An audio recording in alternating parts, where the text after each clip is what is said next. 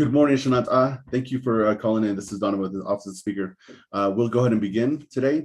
We want to thank everyone for calling in, everyone who logged into our social media platforms, Facebook, Vimeo, and YouTube.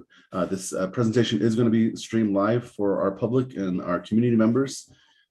Throughout the week, we have had different focuses on with different social issues with Navajo Nation, currently what's going on. And today we have the color yellow honoring the Amber Alert. We do have Mr. Christopher Vicente on the line from the Navajo Nation Telecommunications Regulatory Commission, who is going to give a presentation and a little insight into some of their efforts, their contributions, and victories over the past couple of years and some of the initiatives that they're looking forward to in the coming next year, new year. So Mr. Vicente, when you're ready, thank you for sharing your screen. Go ahead and begin when you are ready. Yeah, and thank you so much, Mr. Hanley, for that. Good morning, everyone.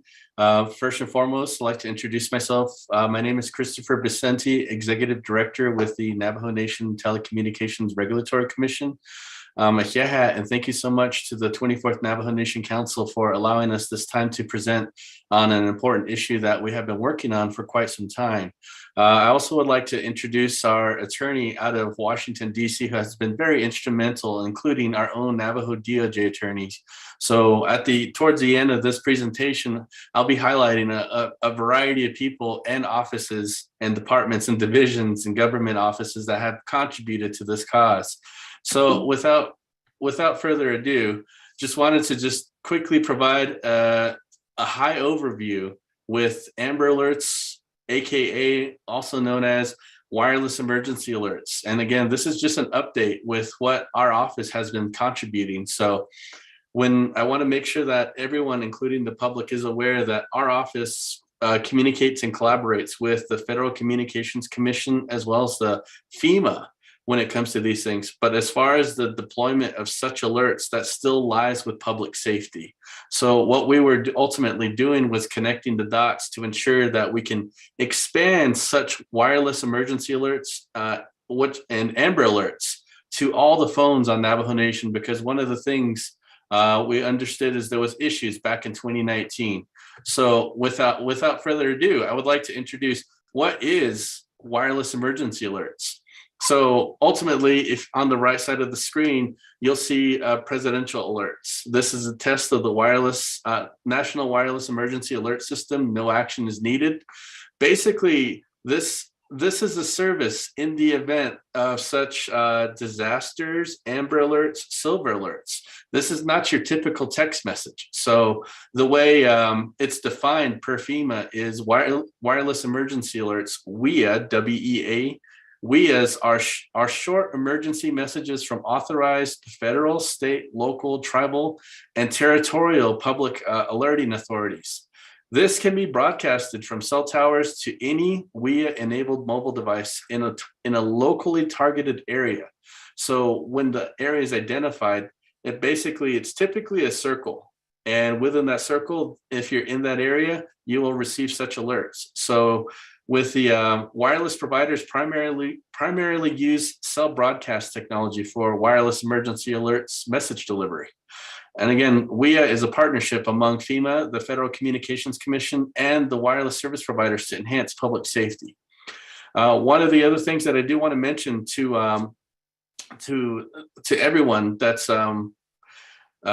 joining us today is there is a difference between wireless emergency alerts and that 888-777 text message. So there is certain criteria that have to be met before a wireless emergency alert is distributed. And this is where we have to rely on our emergency management to disseminate and make sure that it is eligible. If not, this is why we ask the public, if you're ever interested in receiving general alerts that does not meet the criteria for wireless emergency alerts, it's basically 888-777, and if you just text the word Navajo Nation to it, it'll enroll you in that program. So wanted to share that with everyone and also help distinguish the difference between both services. Again, NNTRC efforts to close the gap on WEA. Since 2019, we have learned not all cell phones within Navajo Nation were receiving WIA alerts. We first identified Android users with one of our regional cell providers not getting such alerts. And again, we investigated and found the issue between the service provider's equipment not communicating with FEMA's IPOS network. We engaged with the Federal Communications Commission, also known as FCC, and FEMA, the Federal Emergency Management Agency, to correct this matter. It was once corrected on May 13, 2020. We waited for another WIA to be sent out and confirmed it was fixed. However, that was just for Android phones. So again, great news, Android users. We got that fixed with that carrier, but we had one more challenge ahead. iPhone users. And this wasn't just one specific regional service provider for us. It was multiple regional carriers that weren't able to push out such alerts to iPhone users, including those that roam on their network. So if you're a part of a national carrier and you do come to Navajo Nation, and if that national carrier doesn't have a established footprint for coverage, this is where the roaming agreements come into play. But ultimately, this is where we identified the challenge was such alerts weren't going through those networks. But before I kind of hop into the iPhone matter, back in March of 2020, and this is monumental for the Department of Emergency Management, is Navajo Nation was among the initial alerting authorities and the first from a tribal nation to use the live wireless emergency alerts as part of the IPOS network. This was, again, this is the absolute purpose for this, because during that time, this was basically to notify the public to shelter in place, because this was towards the beginning of the pandemic. So the Lavina Willie Nez at the time with Navajo Nation's Department of Emergency Management pushed the button and sent out an alert. During this time, we still had this iPhone issue. So without further ado, let me jump over to the next one. I would like to actually lean on our Washington, D.C. attorney, James Dunstan, to kind of discuss what came about in March 31st of 2021 regarding FCC, specifically with this with FCC requesting comments on this. Would like to introduce Mr. James Dunstan. Mr. Dunstan, sir. I'm here. I thank you, Chris, and appreciate the opportunity to talk with you all today. I'll make this very brief. The critical thing to understand is that the wireless alert system is a voluntary system. The FCC has not required wireless providers to participate. Now, however, almost all wireless providers do participate in the system. And in March of 2021, the FCC put out what's known as a Notice of Proposed Rulemaking, or NPRM, seeking comments on how well the system is working and what changes should be made. By that time, as Chris indicated, we had already been alerted of the iPhone situation. And of course, it gets a little more complex because the iPhones are built by Apple. You know, Apple is not a provider of wireless services. They sell their phones to wireless providers who then sell them to the public. And so nonetheless, we filed comments in March of 2021, asking the FCC to please take a look at this, noting that there was this problem on Navajo of iPhones not passing through WIA. We basically set off a firestorm. I was back-channeled by quite a number of FCC staff and commissioner staffers saying, what's going on here? Tell us about it. And so we went in, we had a number of meetings, and they said, well, why isn't Apple fixing this? And we said, well, we've reached out to Apple and they haven't responded to us. Shortly thereafter, Apple responded to us. So obviously, meaning they got leaned on by the FCC. And we were told that there was a fix in the works. And briefly, what was happening was the smaller carriers were not able to buy phones directly from Apple because they didn't have a large enough volume. And so because of that, they had to buy their iPhones from third parties. Well, those third-party vendors, the WIA software wasn't installed in them. And so Apple, after going back and forth, said, yeah, okay, it's complicated. We'll figure out how to do it.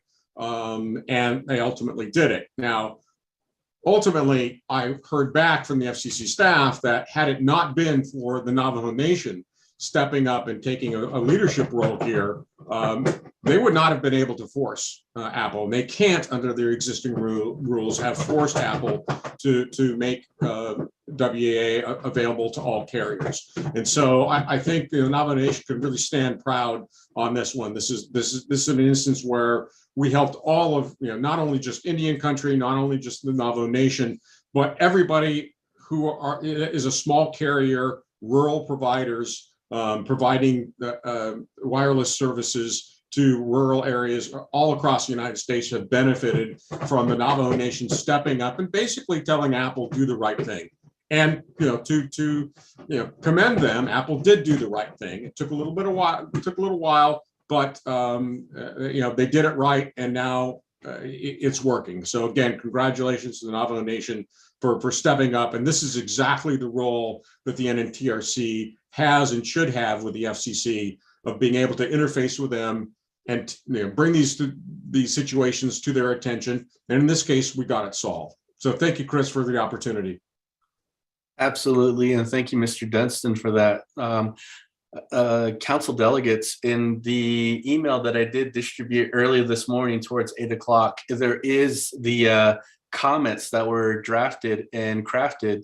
And this is all thanks in part to Mr. Dunstan, as well as Mr. Harrison Rice with Navajo DOJ, as well as our commissioners. So the document that you see as part of the attachments that's with this PowerPoint, I wanted to make sure that you're aware of what was submitted back in April of this year, I believe. Yeah, April 20th. So I want to go ahead and just transition to the next screen. So we had beta test phones from our regional service providers. And this was one, and I would like to highlight over here that it was an iPhone 7 running iOS 15. And when you look at the date here on August 16th, this was before Apple publicly released the iOS 15, which was slated to be released September 20th. So this was a beta test software and phone that we were utilizing at the time.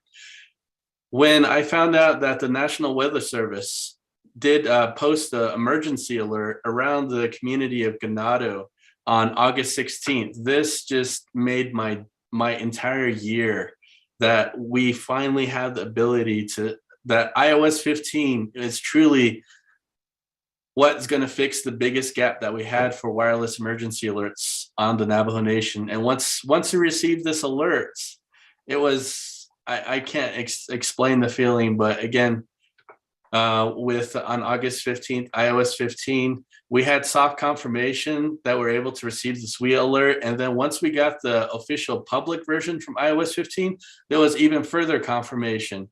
So again, the NNTRC notified our leadership within the Navajo Nation, and a joint press release has been distributed to encourage the public to update their iPhones to iOS 15. So one of the other things that I want to advocate for is, if you're joining us through the social media outlets, we just want to encourage you, when you have an opportunity, to upgrade to iOS 15. I understand it is a huge update, but once you do update to iOS 15, you'll be able to receive such alerts. And again, this will ensure that the NNTRC commissioners, attorneys, and the commissioners have worked hard to close this gap. And we're happy to celebrate this momentous occasion, because this closes the biggest gap for wireless emergency alerts on Navajo Nation. So whenever our public safety has to disperse such alerts, I'm comfortable that that almost all the phones are going to receive such alerts, because I had demo devices from all of our regional carriers, including my personal phone. So when wireless emergency alerts have been going out lately, I can comfortably say that every single one, from Android, iPhone, And even the flip phones were receiving such alerts. So I just wanted to just show the beginning portion of the joint press release.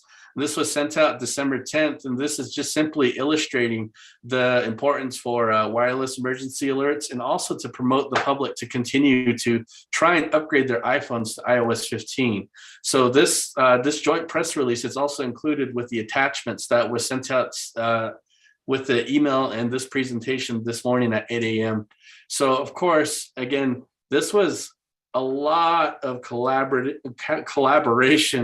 to reach this. And I would like to actually just thank our NNTRC commissioners, Chairman Trujillo, Vice Chairman Montoya, Commissioner Claw, Commissioner Nez, Commissioner Tatsukawa. We've worked with FEMA, the Federal Communications Commission, ONAP, Mr. James Dunstan with Mobius Legal, Harrison Rice with Navajo DOJ, the Department of Emergency Management, and of course, we also want to thank our leadership for forwarding us this opportunity to help address this matter. So we'd like to thank, of course, the 24th Navajo Nation Council, including President Nez and President Leiser, because this is one of the important things that was part of the Nahata plan as an all hazards alert. And we're happy to share this with leadership and to celebrate this occasion. And with that, this is going to be concluding our report. And if there's any questions, I'm happy to answer. And again, thank you, Mr. Dunstan, for joining us this morning. It really is appreciated. Mr. Vicente, good morning. Thank you very much again to you and Mr. Dunstan and Sago. I'm going to go ahead and open up to, we do have Madam Chair Crotty on the line, and I do want to have her add something. And then if there's any other delegates who wish to do so, you can let us know, and you'd be happy to have the floor. So Madam Chair, you have the floor. Oh, yeah, thank you, Shania. And I appreciate Mr. Vicente and, of course, our telecommunications board with their confirmation and appointment by President Nez and Vice President Leiser and the council. I think how the board has been able to understand the challenges, the technological divide, but also these tedious policies that have been overlooked, and how our communities here on Navajo with some of these major providers, it was shocking to learn that some of our phone carriers had the ability, had the capital, but just really were not truly invested in Navajo. And instead of not doing anything, I just commend Mr. Vicente and his team for just the amount of work and dedication that it took just so that our people are safe here on the Navajo Nation. The public always wants a quick turnaround. And when we started dealing with the policy on why emergency alerts were not happening on Navajo, there wasn't a lot of clear communication why individuals who were living, let's say, on the Arizona side were not receiving alerts, if they were migrating to the New Mexico side, going to town. And what we wanted to do, and with the vision of Navajo leadership, is that any citizen that was traveling within our jurisdiction have access to an alert system, and the requirements from our federal government for these carriers to provide that at no charge, and matter of fact, work with Navajo Nation to make sure that our community members are safe when we have instances where there's a child missing and an Amber Alert has to be deployed, whether there's a Silver Alert when we have an elder who's in trouble or missing. And as we all know, the weather alerts, that is very critical. It's life-saving information. And I want to just make sure that this time was for leadership to know how the office has been critical in this conversation with their attorneys and consultants, and why Navajo Nation needs to continue to build up not only our broadband program, but look at oversight for other utilities and how they're providing service here on Navajo Nation, and how we can make sure that it's really a consumer environment. We should not be charged for emergency alerts. We actually, with all of the benefits that our carriers receive, there should be a coordinated effort on how they're going to build up services across Navajo Nation, and not to monopolize on what's available. If you don't know, airspace is considered realty, and Navajo Nation should lead the charge in terms of leadership decisions on what type of laws are required, what type of enforcement, and how then we could look at additional revenues to support this. So if there's a citizen, a child, a relative who's in need, then all of us collectively can be the eyes and the ears on the ground. We know that our law enforcement is limited.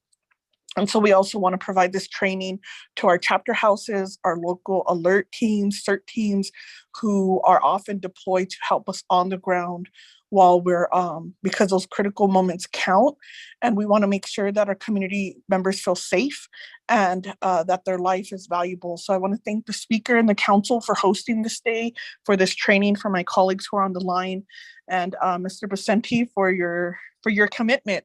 I know sometimes we have to have hard conversations, and as a delegate, I often push you in ways that I think, because for so long, nobody has had these conversations. And so I appreciate your graciousness and the board, and I commend the work that they've done so far in trying to make this a reality for Navajo Nation. This is monumental, especially when you have a corporation like Apple that initially were not taking into the considerations or the position of Navajo Nation, and then having to work with some of our federal regulators like FCC.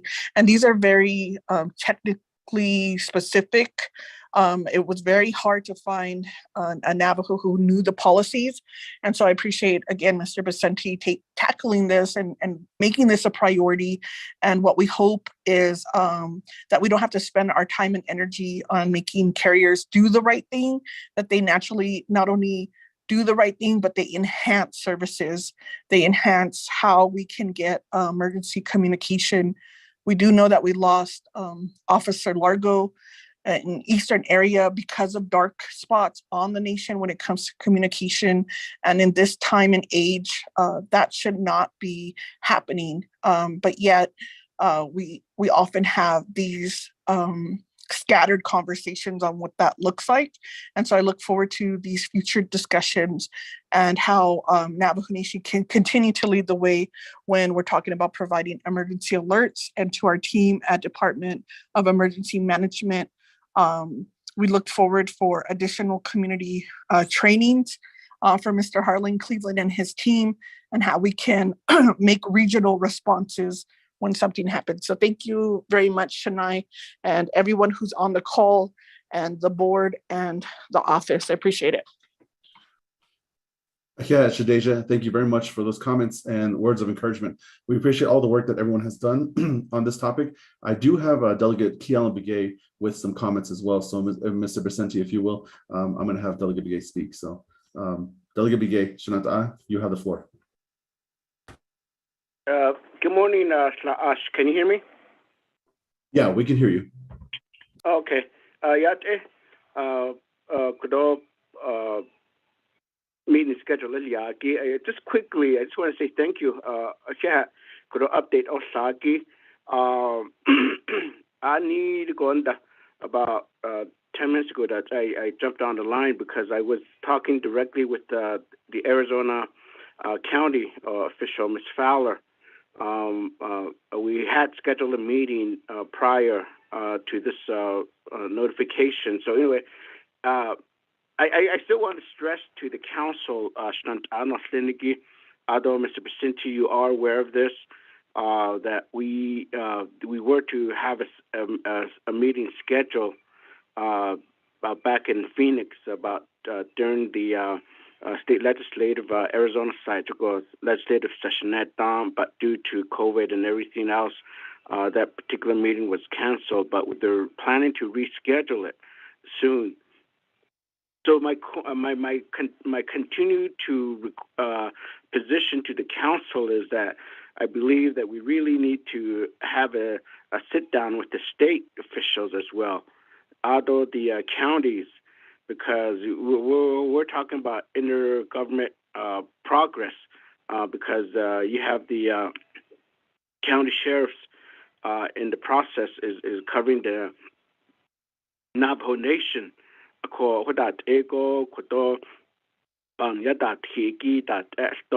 And then at the same time, I sure like to see or hear from the current public safety division.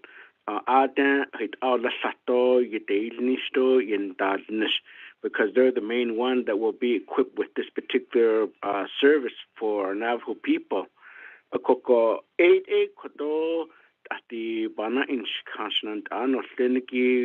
And maybe how do we incorporate this if there's additional funding that's needed through the opera funding.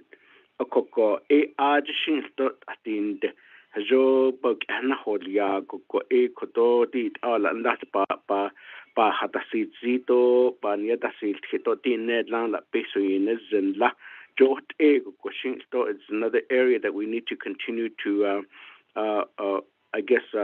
discuss.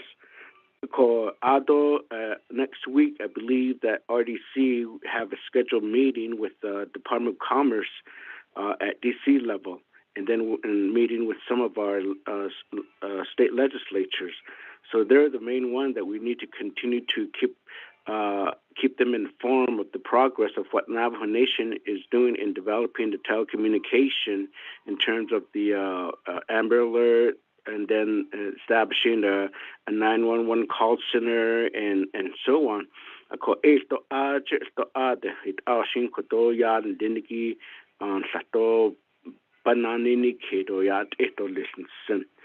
then, of course, each of the state, I believe that the state task force, I'm not sure if my brother, Mr. Freeland, is online, but we continue to engage with the state legislatures and how they can also secure a certain amount of fundings for the Navajo regions in each of the state. Those are some areas that we really need to line up. That and the reason why working with each of the county officials is very beneficial, so that we just don't look to the Navajo Nation opera funding to get this done, but more of cooperating in putting a certain amount of fundings together. And but even if it's established, we still have to work with these agencies across the board, because the FBI, the state attorneys, and whoever will need to have access to help prevent crimes on the Navajo Nation. So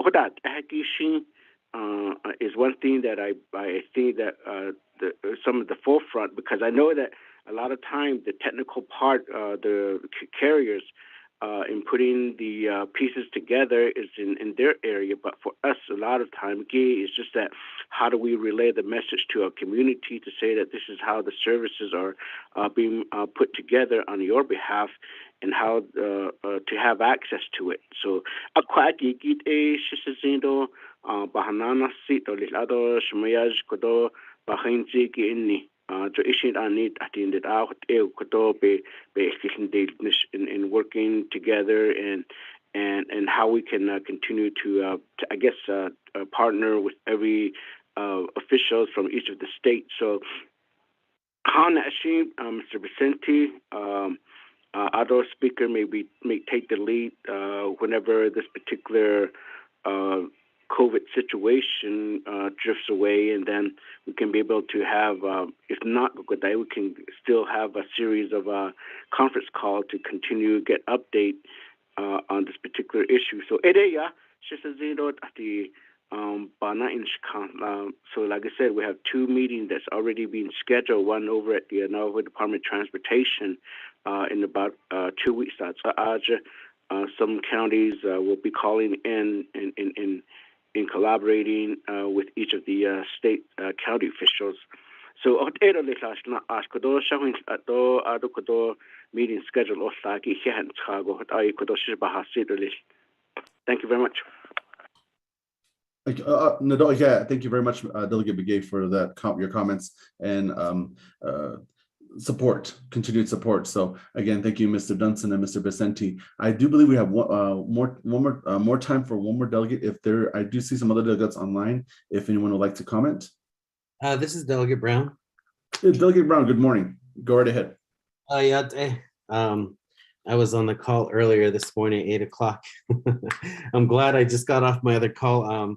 We're already having a discussion on legislation 111 and 112, and I've learned a lot from them as well. But my basic question, Mr. Vicente, is what are some of the next steps in all this movement in broadband, and how can Navajo Nation Council support you? Do we need to write letters?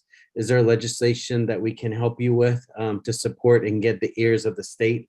What I'm hearing from some of my Shanans is with this Amber Alert, I know that we, this council really does, we continue to support that, right? So what are the next steps? And my big concern is that we do spend some of these ARPA dollars, CARES Act, and then specifically for broadband. My final thought would be the last time when you presented, I requested, there's a lot of, I know that IHS, they have broadband. I know that Navajo Nation has theirs, the school has theirs. I just want to make sure that I know you're almost like a one-man show. So how, I just want to make sure that we're not duplicating services and spending some of these dollars. I'm finding out that some of these companies, they think, oh, Navajo, they don't really know. They don't know what they're doing. So we can do this and they can pay us double or triple. I hope that's not happening, but and just basically, how can we continue to support you? Yeah. Thank you, Delegate Brown. We appreciate your words as well, your comments. I'm going to give the time to Mr. Vicente if you wish to follow up or any last closing remarks. Go right ahead. Absolutely. And thank you once again, Mr. Hanley, for coordinating this meeting. And again, Delegate Crotty, once again, thank you so much for your advocacy and again, pushing us to try and fix these things. Thank you, thank you, thank you. Delegate Kiala Magay, and again, your advocacy for broadband. I really appreciate it because again, with this kind of ties in with what Delegate Brown was mentioning earlier, is trying to make sure that we're fiscally responsible and stretching the dollar as far as we can. With one of the things that kind of tie hand in hand with what Delegate Kiala Magay and Delegate Nathaniel Brown bring to the table is how can we utilize ARPA funding for future, utilize the funding for future planning. One of them, believe it or not, and this is one thing that our office, DCD, as well as DPS is advocating for, and this is basically rural addressing. One of the rural addressing is the foundation for so many things. If we can isolate and be more specific and granular with and identify where all the homes are, it opens up opportunities for a couple things. For broadband, when we have companies that want to apply for grants, we have a more specific and granular idea of where all the homes are located. And the other thing that we can also do is once we get rural addressing done, we can start doing a legitimate full-blown broadband planning assessment now that we know where all the homes are at. And again, this kind of ties together with cellular coverage. One of the things, again, this is kind of circling back to being the fiscally responsible as much as we can with the former director for NNTRC. She worked on something amazing, and I commend her for this. And again, I believe credit is due for those individuals that started these things. She, Miss Teresa Hopkins, actually started working on a assessment to inventory all of the towers in partnership with NNTU, because that was critical, because not only does that give a better understanding of the location of all the towers, and this also gives ability if we have somebody that's submitting any kind of proposals, in terms of a new tower. And you look at this map and you get the locations of that new proposal, and there's a tower in the general area. If that tower has the capability to support the weight of that the additional hardware, this is when the recommendation can just be like, okay, you don't necessarily need a tower. Let's recommend a co-location. And again, this is stretching the dollar so we can help close the digital divide on Navajo Nation as much as we can. But ultimately, that's probably going to be the biggest advocacy we need right now. Is it's circling all back to rural addressing, because it not only takes care of telecommunication, it also helps expedite response time with public safety. And naturally, with the what's been proposed for ARPA consideration, and this has been packaged together, is it ties back into 911 with what Delegate Kealan Begay was mentioning earlier, and Delegate Nathaniel Brown. So once the addressing is done, that's the data needed to run a legitimate and a full-blown public safety answering point. That's the fancy term for 911. And if we can get those two taken, if we get rural addressing taken, 911 will automatically get taken care of. And the thing I love about rural addressing is, instead of needing to guess where the location of the home is at for response, you just name your specific address. They know exactly where to go, which provides more efficiency response times. And in this kind of, if the addressing is done the way we intend it to get it done, we can leapfrog from first generation all the way to the latest generation of 911. But again, that's going to take a bit of work, but ultimately everything lies and circles back to rural addressing. So I just wanted to just share that. And of course, Ahiaha, and thank you all so much for your support. And again, if it's okay, we did have one of our commissioners join. If it's okay, I would like to have her introduce herself. Mr. Handley, sir. Mr. Vicente, go right ahead. Yeah, certainly. Commissioner Klaw, if you. Good morning, Yate. My name is Nadine Klaw. Kabanjle. Ma indiskijni boshes chin, senajini dashache, kiani dashanala.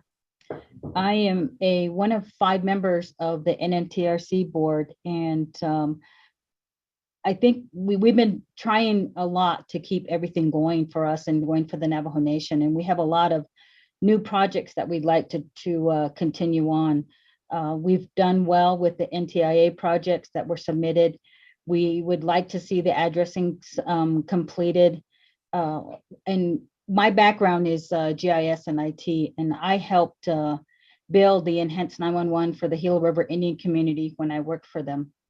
And we went live with Enhanced 911 for Gila River in October of 2009.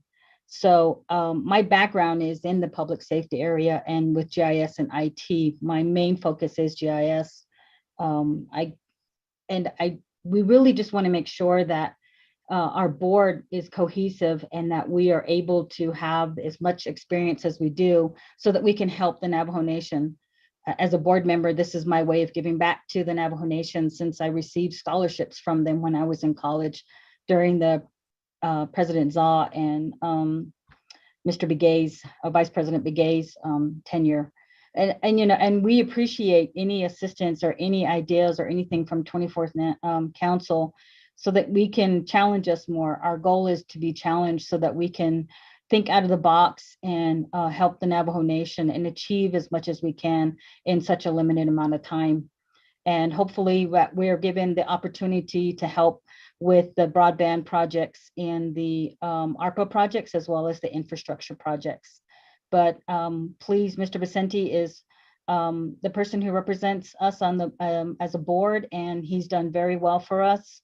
And I think that we need to come together and please, like I said, give us suggestions on how we can continue to help out the Navajo Nation. We're doing our best. We all, we're board members. We meet once a month, and once a month doesn't seem like it's enough time, but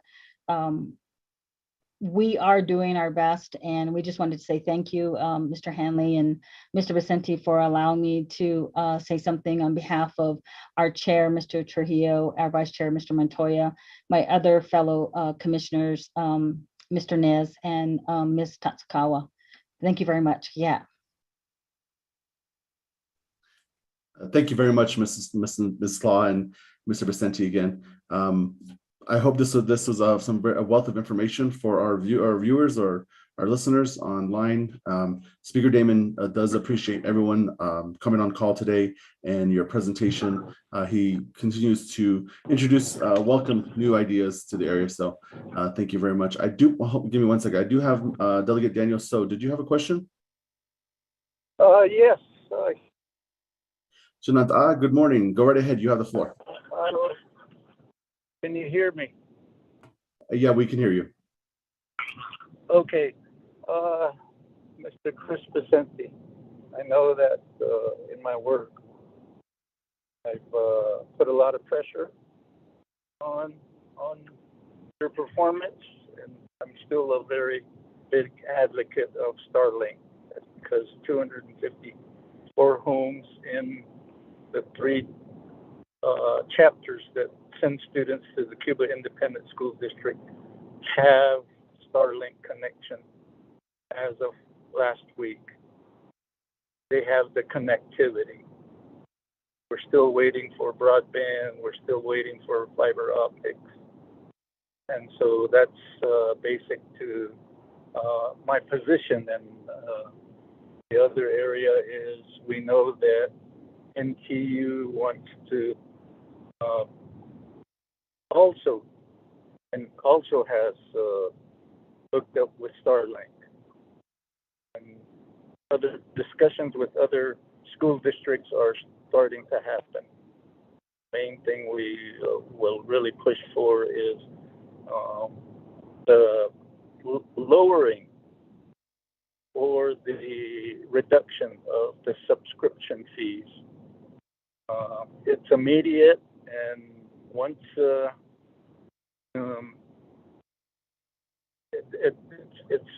it's necessary. But I commend you on your work with the 911.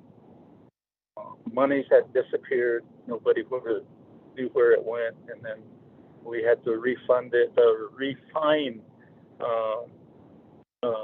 some monies to make it happen. And we appreciate the work that you've done. And again, based on that, then the cooperative nature of how we can push the highest levels of the 911 alert systems. And on the New Mexico side, stand ready to approach the New Mexico government as well as the legislature to get us additional funds to expand the program. We appreciate your work. And then to Ms. Nadine Claw, Yade Ado, Shemayaja, Amber Alert seems to be your namesake. Thank you for alerting us.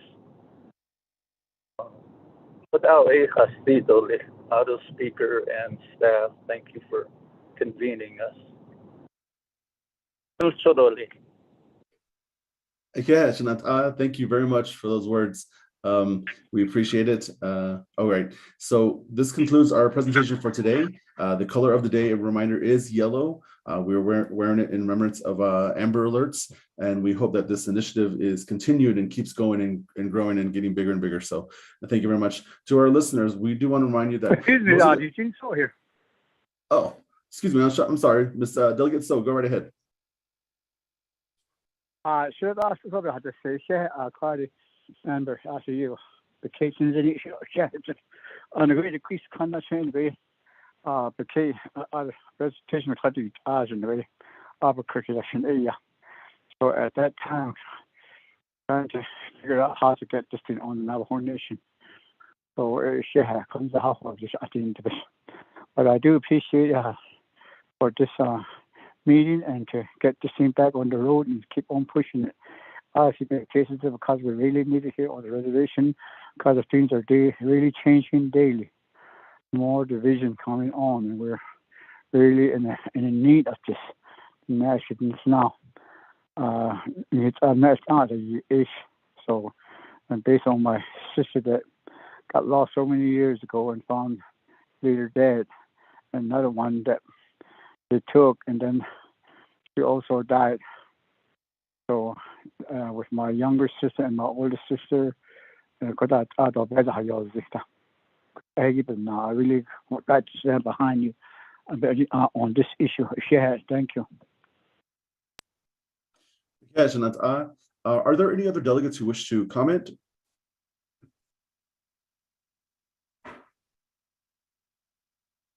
All right, thank you very much again. We appreciate everyone's words and support. As mentioned, to our listeners, you can Donovan? access. Oh, I'm sorry. Yes, Madam Chair, go right ahead. My apologies. Sorry, Donovan, this is Delegate Charles Newton. I didn't know I was on mute. I just wanted to ask, was there a presentation sent out regarding what was talked about today? If not, can we get something? I apologize. My internet's kind of being a little wonky, so it's kind of difficult for me to get onto the internet right now. So if I could just get a PowerPoint presentation on what was discussed today. Thank you. Thank you, Madam Chair. Yeah, Mr. Vicente did have a presentation. We will send that out again, and it will be posted on the Navajo Nation website. So, and that's where I was going to remind everyone that most of this information can be found on Navajo Nation Council's website. That is www.navajonationcouncil.org. And then any information that you wish to have on any of the legislations are also posted for public records on DIB, which is DIBB.NNOLS.org. And on there, you'll find the legislations, their legislation numbers, the titles, the sponsors, and the current status of those legislations. So as always, we welcome new ideas and support, and we are happy that Mr. Vicente and his team were here today. So again, Mr. Vicente, thank you very much. And to our delegates, thank you for all the hard work. Today is the last day, or yesterday was adjourned, the winter session for the 24th Navajo Nation Council. So be safe, wear your mask, and continue in good health. So have a good day, everyone. Actually, Donovan, one more question. Oh, go right ahead. I'm sorry. Yes. No, you're doing really well. I actually have a question from one of our White House staff. Is it possible to, or are there any efforts to apply for the BIL grants? This question is for Mr. Vicente. Yeah. Thank you. Mr. Vicente, go right ahead. Sure. Give me just a moment. I'm looking up the specific grants right now. Delegate Brown, you stated the BIL grant, correct? Yes, I did. Chris, that's the bipartisan infrastructure bill that was signed into law. That's the $350 million that's flowing through states, which is being administered by NTIA. Understood. The bipartisan infrastructure bill. Understood. So Delegate Brown, so with that, I was trying to recall, there's so many grants out there that's kind of hard to keep them all in order, but just with what Mr. Dunstan did indicate, that specific funding is going to be given to each of the states, and it'll be disseminated from there. Jim, and I'm going to lean on you for this, and I know they're going to be asking for comments regarding this specific grant opportunity, correct? Yes, that's correct. NTIA has requested comments due next Friday, which NNTRC is planning to respond to. The problem with the BIL is that, as Chris said, the money is flowing directly to the states. There isn't a separate pot of money that's going to tribes. And unfortunately, NTIA is leaning towards doing what they did with FirstNet, which is essentially allowing the states to decide how they're going to do the tribal outreach for that. Our comments on behalf of the Navajo Nation to NTIA is going to highlight what went wrong with FirstNet and the fact that the NTIA needs to make sure that there are seats at the table on this for the tribes separate from the states. We don't know if that's going to be successful, but hopefully at least we'll raise the issue with them to at least put the heat on the states to make sure that some of that money flows to the tribes and isn't just spent by the state governments on non-tribal lands.